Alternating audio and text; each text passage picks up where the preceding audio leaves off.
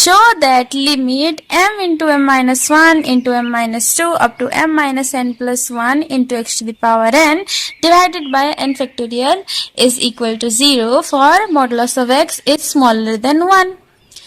So let an is equal to m into m minus 1 into m minus 2 into up to m minus n plus 1 into x to the power n by n factorial. अभी limit n plus 1 by A N क्या होता है, चलो देखते हैं. क्यों ऐसे क्यों कर रहे हैं हम? क्योंकि हमने एक थ्योरम पढ़ा था जो कहता है कि if for any sequence a n limit N tends to infinity A N plus 1 by A N is smaller than 1, then limit N tends to infinity A N is equal to 0. Okay, so therefore अगर हम यहाँ इसका limit अगर 1 से छोटा proof कर देंगे, निकाल लेंगे, इसका मतलब है कि limit N tends to infinity A n का वैल्यू क्या हो जाएगा, 0 हो जाएगा. ओके, सो ऐसे करते हुए हम इसको प्रूफ कर सकते हैं.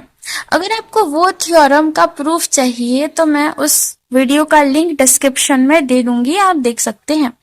सो क्या होगा देखते हैं. Limit N tends to infinity A N plus 1 by A n becomes limit N tends to infinity A N plus 1 by A N.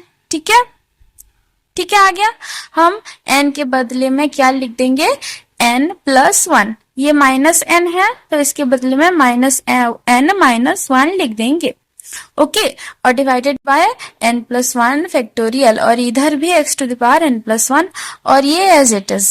Okay, and that is equal to limit of m into m minus 1 into up to m minus n minus 1 into m minus n into x to the power n. x to the power n plus 1 को हम x into x to the power n लिख सकते हैं, है ना, और n factorial divided by n plus 1 into n factorial. n plus 1 factorial को हम n plus 1 into n factorial लिख सकते हैं, है ना.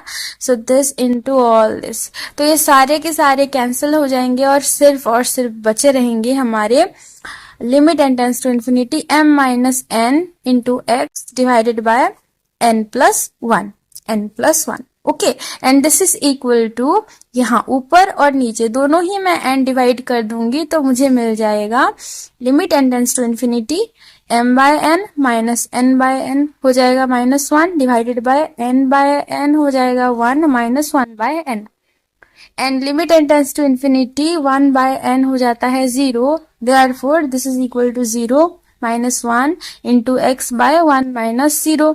This is equal to minus x. And we know that हमने एक थ्योरम पढ़ा था, मैंने आपको पहले बताया है. उस थ्योरम के हिसाब से अगर कोई एक सीक्वेंस है A N such that limit A N plus 1 by A N is equal to L and modulus of L is smaller than 1, इसका मतलब होता है कि limit N tends to infinity A N is equal to 0. And here as we have given that the modulus of X is smaller than 0.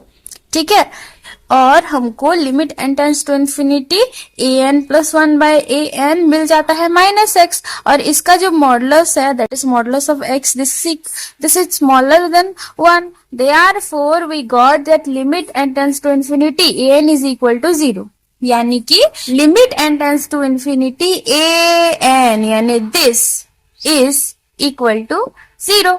Proved.